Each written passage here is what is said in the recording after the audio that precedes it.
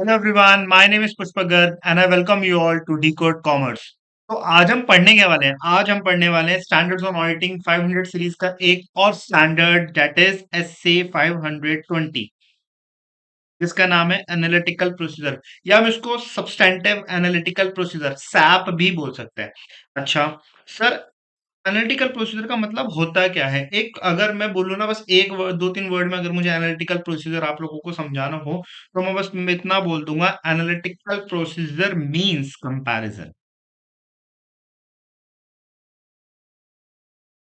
Of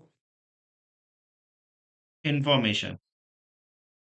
अगर मैं दो इंफॉर्मेशन को आपस में कंपेयर कर रहा हूँ, आपस में उनके रिलेशनशिप को कंपेयर कर रहा हूँ ना, तो उसको बोलते हैं एनालिटिकल प्रोसीजर। जैसे फॉर एग्जांपल, अगर मैं एक कंपनी के करंट रेशियो को दूसरी कंपनी के करंट रेशियो से कंपेयर कर रहा हूँ, ये भी एनालिटिकल प्रोसीजर होता है। या मैं एक कंपनी के प्रीवियस ईयर बैलेंस को, प्रीवियस ईयर की सेल्स को करंट ईयर की सेल्स से कंपेयर कर रहा हूँ, ये भी एनालिटिकल प्रोसीजर होता है। या मैं एक कंपनी की सेल्स से उसके प्रॉफिट को कंपेयर कर रहा हूँ, उसके जीपी रेशियो को कंपेयर कर रहा हूँ, नेट प्रॉफिट रेशियो को कंपेयर कर रहा हूँ, तो ये भी एनालिटिकल प्रोसीजर होता है। मतलब विद इन द एंटिटी भी हम कंपेयर कर सकते हैं, विद इन द इंडस्ट्री एक कंपनी कंपनी को दूसरी कंपनी के बैलेंसेस इंफॉर्मेशन से भी कंपेयर कर सकते हैं, एक पीरियड से दूसरे पीरियड की इंफॉर्मेशन को भी कंपेयर कर सकते हैं, करंट पीरियड की एक इंफॉर्मेशन से दूसरे इंफॉर्मेशन को करंट पीरियड की भी कंपेयर कर सकते हैं। तो ये सारी चीजें क्या होते हैं? Analytical procedure.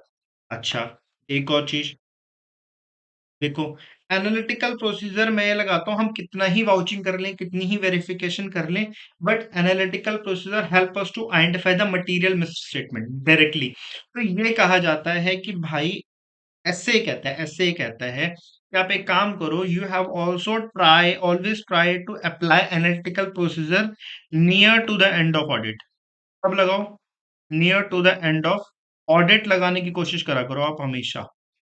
Near to the end of audit आप लगाने की कोशिश करो analytical procedure and identify the misstatement. और आप ये चेक करो कि जो आपने अब तक ऑडिट एविडेंसेस ऑब्टेन करे ना,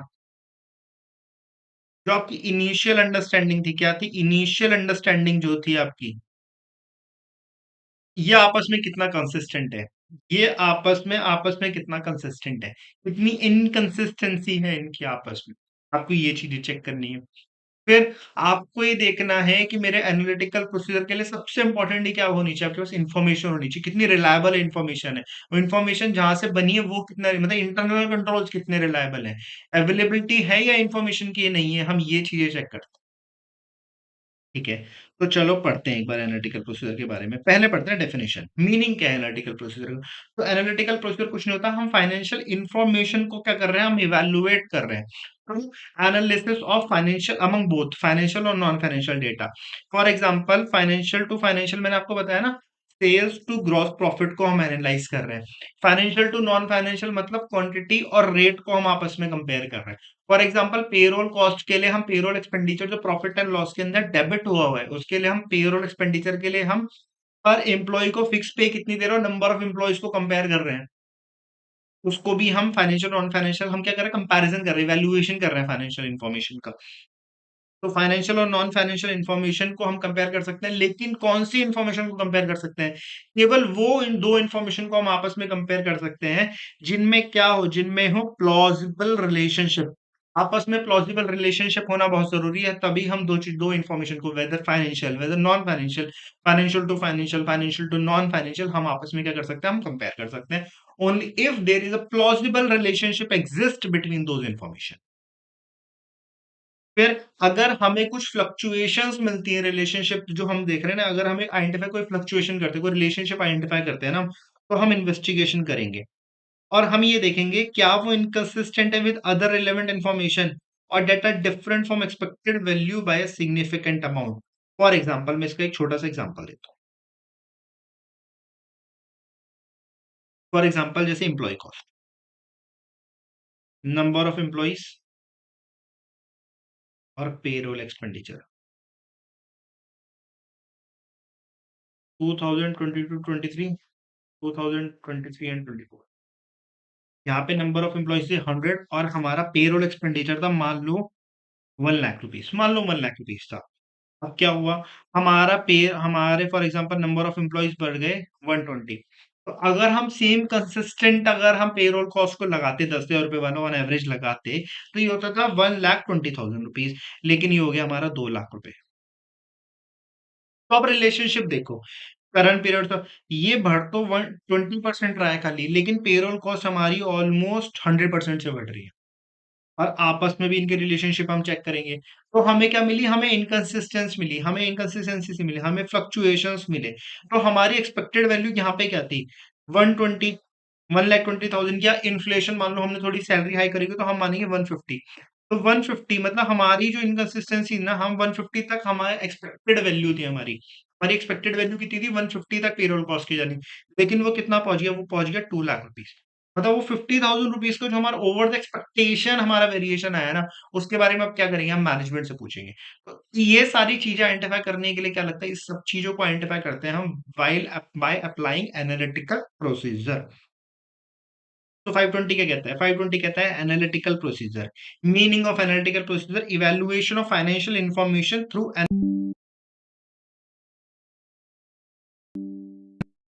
plausible relationship है, identify plausible relationship between both financial and non-financial data, and also encompass such investigation as it is necessary, or identified fluctuations and relationships।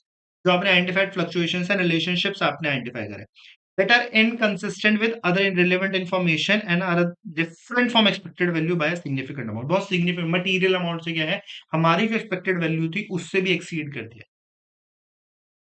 फिर नेचर क्या होना चाहिए आपका एनालिटिकल प्रोसीजर का, it includes considerations of comparisons of entities financial information जो entity की उसमें हम कंपैरिजन कर रहे हैं। देखो मैंने आपको शुरू में बताया था, यहाँ पे हम कंपेयर कर सकते हैं, प्रायर पीरियड से कर सकते हैं। कैसे कर सकते हैं, हम प्रायर पीरियड से कर सकते हैं। और मैंने आपको एक और चीज बताई थी, क्या बताया था, मैंने आपको बताया था हम क्या कर सकते हैं, anticipated result of entity, sale से ग्रॉस प्रॉफिट को कंपेयर कर सकते हैं। सिमिलर इंडस्ट्री इंफॉर्मेशन को हम आपस में कंपेयर कर सकते हैं। इंडस्ट्री की एक कंपनी की इंफॉर्मेशन से दूसरी कंपनी की इंफॉर्मेशन को सिमिलर इंडस्ट्री के अंदर हम क्या कर सकते हैं, आपस में कंपेयर कर सकते हैं। Consideration of predictable relationship between financial and non financial data, हम एक प्रिडिक्टेबल रिलेशनशिप क्या कर सकते हैं, relationship between financial non financial data के बेसिस पे हम एक प्रिडिक्शन कर सकते हैं। इतना वेरिएशन आना चाहिए, जैसे अभी मैंने बताया था ना, यहाँ पे क्या हुआ था, मेरे नंबर ऑफ एम्प्लॉइज 120 हुए थे, 20 से बढ़े थे मेरे नॉन फाइनेंशियल डेटा में, तो ऑटोमेटिकली मेरा फाइनेंशियल इन्फॉर्मेशन भी थोड़ा बहुत बढ़ना चाहिए। फिर अब परफॉर्मेंस के दो तरीके होते हैं, एक सिंपल कंपैरिजन कर सकते हो और एक कॉम्प्लेक्स सिस्टमैटिकल स्टैटिस्टिकल इंफॉर्मेशन से स्टैटिस्टिकल हम क्या करते हैं, टूल्स का यूज करके कंपैरिजन एनालिसिस कर सकते हैं। चलो जी, ठीक है। अब पहले पढ़ते हैं हम डिटरमाइन द सुटेबिलिटी, मतलब क्या है, इस पे क्वेश्चन देखो, पूरा क्वेश्चन भी है आपका ये वाला पूरा क्वेश्चन। तो एक काम करता हूँ, मैं आपको क्वेश्चन से ही पढ़ा देता हूँ, चलो क्वेश्चन भी कवर हो जाएगा इतना नहीं। वैसे नोट्स में प्रेजेंट है, मैं आपको क्वेश्चन से पढ़ा रहा हूँ इस बार फिर। In audit of a DEF Limited, the auditor had made use of certain analytical procedure with regards to certain key data of statement of profit and loss account। Profit and loss account के कुछ की data का use करके analytical procedure लगाना है। The result obtained showed inconsistency with other relevant information। Other relevant information के साथ inconsistency दिखाई है। State the course of action that auditor should take ensure the risk of material misstatement would contain a lower level of fix as per material level। अच्छा इसका ना ये वाला question अभी मैं करा रहा हूँ, पहले ये वाला क्वेश्चन कर रहा हूँ जिसके बारे में सॉरी डिस्कस कर रहा था मैं। Question, the reliability of data is influenced by its source and nature and it's dependent on the circumstance under which it is obtained. ये क्या कहना चाहता है, ये कहता है कि जिस डेटा को हम एनालिटिकल प्रोसीजर के लिए यूज कर रहे हैं, उसकी रिलायबिलिटी इन्फ्लुएंस होती है किन चीजों से, कहाँ से सोर्स क्या है, नेचर क्या है, और सर्कमस्टांस, जिस सर्कमस्टांस में हमने उस डेटा को क्या करा था, ऑब्टेन करा था, उस पे। Accordingly, what are the relevant criteria which determine whether the data is reliable for the purpose of designing critical process? आप हमें ये बताओ कि what are the second,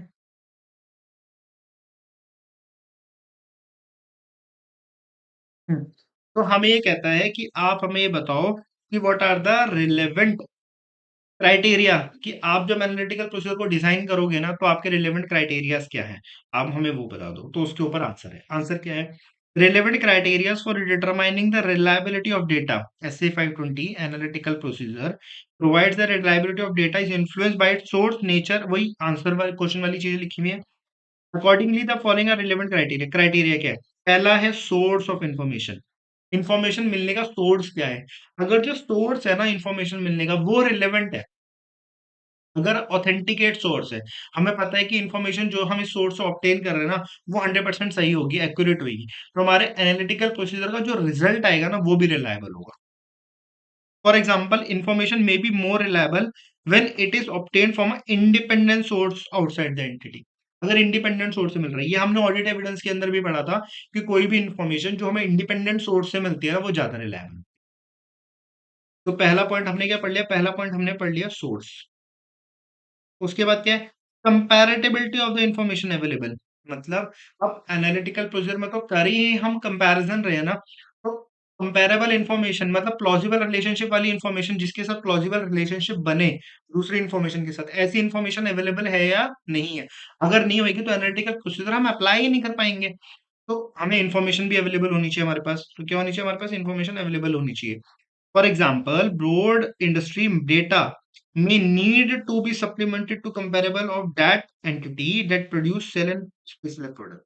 मतलब फॉर एग्जाम्पल अगर हम इन्फोसिस के डेटा को कंपेयर करना है, अगर इन्फोसिस इन्फोसिस क्या है? आईटी सेक्टर में कंपनी है, तो अगर हम इन्फोसिस के डेटा के ऊपर एनालिटिकल प्रोसीजर लगाना है और हमें इंडस्ट्री के अंदर चेक करना है, किसी दूसरी कंपनी से कंपेयर करना है, तो हम इन्फोसिस के लिए क्या यूज करेंगे? हम इन्फोसिस के लिए टीसीएस का डेटा यूज कर सकते हैं। तो कंपेरेबल इंफॉर्मेशन हमें सेम इंडस्ट्री, सेम जो सेम गुड्स एंड सर्विसेज को प्रोड्यूस करती हो, सेल आउट करती हो, हम उसी इंफॉर्मेशन के ऊपर एनालिटिकल प्रोसीजर लगा सकते हैं। फिर nature and relevant of information available. अब यहाँ पे ना एग्जांपल में nature and relevance of information available, यहाँ पे एग्जांपल में दिया है बजट। ये क्या कहता है? For example whether budget has been establish as result to be expected rather than goal to be achieve, मतलब जो हमने बजट बनाते हुए रिजल्ट हमने सोचे थे, जो हम एंटिसिपेट कर रहे थे रिजल्ट्स को, या हमने उन्हें अचीव करा, तो वो हम करते हैं ना कॉस्टिंग के अंदर स्टैंडर्ड और एक्चुअल में आपस में कंपैरिजन करते हैं, पूरा स्टैंडर्ड कॉस्टिंग आप पढ़ते हो, वही बात कर रहे हैं। और एक बात करें control over the preparation of data, यहाँ पे कंट्रोल का मतलब क्या होता है? Internal control. अगर जिस एनवायरनमेंट में जिस इंटरनल कंट्रोल के अंदर वो डेटा वो अकाउंटिंग डेटा प्रोड्यूस हुआ है ना, अगर वो इंटरनल कंट्रोल इफेक्टिव है, तो दैट मीन्स कि उससे मिलने वाला अकाउंटिंग डेटा, उससे मिलने वाली इंफॉर्मेशन भी क्या है? रिलायबल और रिलेवेंट है।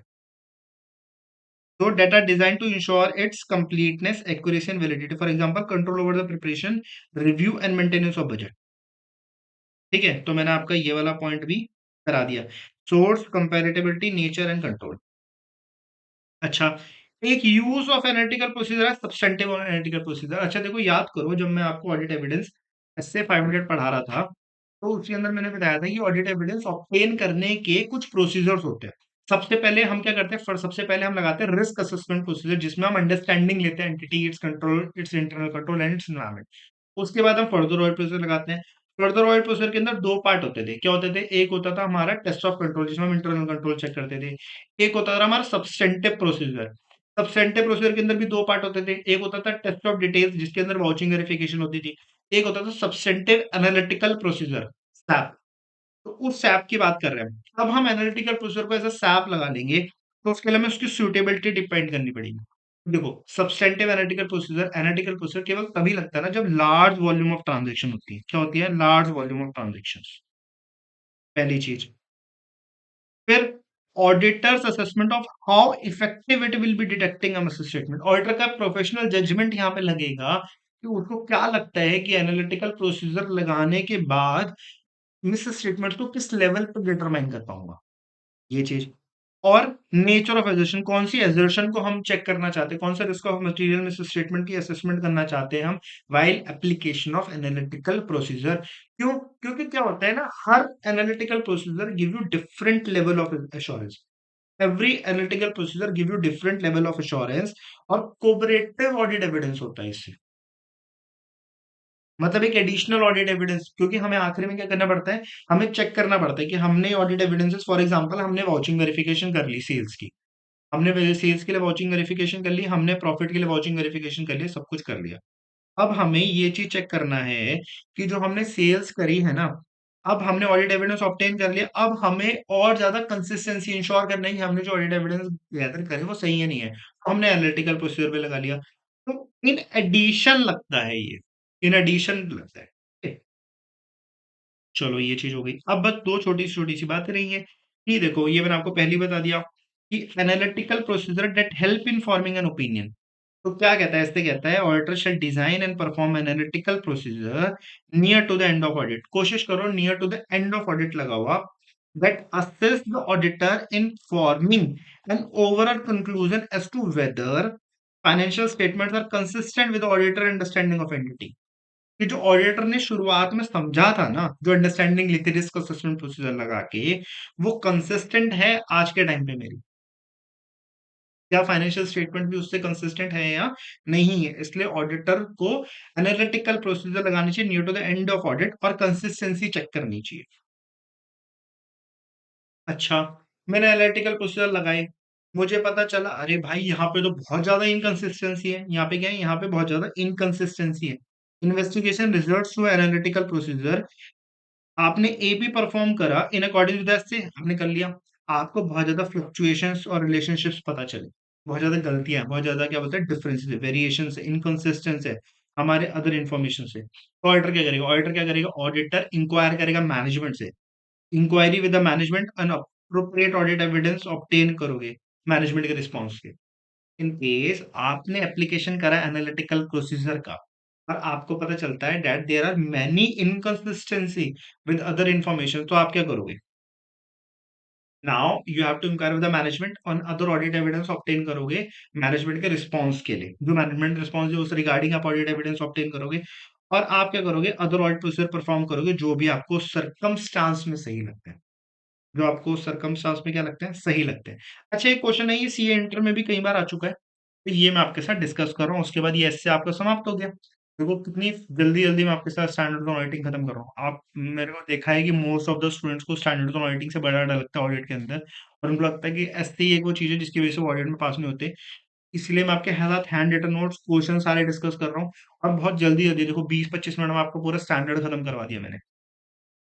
तो क्या है, पढ़ लेते हैं। You have appointed as an auditor of messrs excellent hotels private limited, as a senior partner you want to use analytical procedure in respect of a room rentals as well as payroll expenditure discuss। तो क्या कहता है यहाँ पे ना, आपको याद कर लो बस आप ये वाला आंसर, analytical procedure ऐसे 520 and analytical procedure is some cases even an unsophisticated predictable model may be effective as an analytical procedure। क्या कहता है, पहले कहता है पेरोल के केस में, तो पेरोल में क्या करेगा, मैंने आपको बताया ना, नंबर ऑफ एम्प्लॉइज हम क्या कर सकते हैं, प्रोडिक्शन कर सकते हैं हमारे पेरोल के कॉस्ट कितनी होनी चाहिए। तो where an entity has a known number of employees, known number of employees पता है कि फिक्स रेट पे कितने हैं थ्रू आउट द पीरियड, हमें पता था कि इतने नंबर ऑफ एम्प्लॉइज हैं, फिक्स पे कितनी है। It may be possible to for the auditor, it may be possible for the auditor to use this data, data को यूज करेगा to estimate the total payroll cost of the period with high degree of accuracy, thereby providing audit evidence for significant item in a financial statement and reduce the need to perform test of details of payroll। मतलब POD करने से बच जाएगा अगर वो analytical procedure का use करेगा। कैसे, कि उसे पता है कि पेरोल कॉस्ट मेरी इतनी है पर पर्सन की, नंबर ऑफ एम्प्लॉइज इतने, तो मैंने मल्टीप्लाई करा और मैं ऑटोमेटिकली एक क्या पहुंच गया, मैंने एक पेरोल कॉस्ट खुद से डिटरमाइन कर ली कि पेरोल कॉस्ट मेरी कितनी होनी चाहिए, इतनी होनी चाहिए, और मैंने फिर टेस्ट काउंट नहीं करा, मैं एक्चुअली में उसके पेरोल कॉस्ट से चेक कर लिया। ऐसे ही रूम रेंटल्स पे, रूम रेंटल्स में क्या होगा, नंबर ऑफ रूम्स कितना है, टेरिफ रेट कितना है, टिकट साइज कितना है। तो different type of analytical procedure provide different level of assurance, ये लिख सकते हैं, मैंने आपको बताया था ना जब हम सैप के लिए सुटेबिलिटी चेक कर रहे हैं तब हम लिखते हैं ये। Analytical procedure involving the prediction of total room rental income in case of hotel, taking the room का टैरिफ रेट ले लिया, पर रूम का रेट कितना है, number of rooms and vacancies, कितने रूम चढ़े थे और कितने अभी वैकेंट रह गए, into consideration it can provide the elements are appropriately verified। इससे हम क्या कर सकते हैं, appropriately verify कर सकते हैं चीजों को, ठीक है। सो मिलते हैं नेक्स्ट क्लास में, एक नेक्स्ट स्टैंडर्ड्स ऑन ऑडिटिंग के साथ मैं आपके साथ डिस्कस करूंगा, विच इज एस ए 530 और 540, दोनों में से कुछ भी हो सकता है। ठीक है, so till then goodbye, मिलते हैं एक नेक्स्ट क्लास में। आई होप आपको क्लासेस समझ में आ रही होंगी। आपको सारे स्टैंडर्ड्स ऑन ऑडिटिंग जो भी मैं आपको पढ़ा रहा हूँ सबके नोट्स आपको क्या बोलते हैं, आपको मिल जाएंगे इन टेलीग्राम चैनल, और टेलीग्राम चैनल का लिंक मैंने आपके साथ डिस्क्रिप्शन बॉक्स में शेयर कर रखा है। So till then goodbye, मिलते हैं नेक्स्ट क्लास में। Bye bye.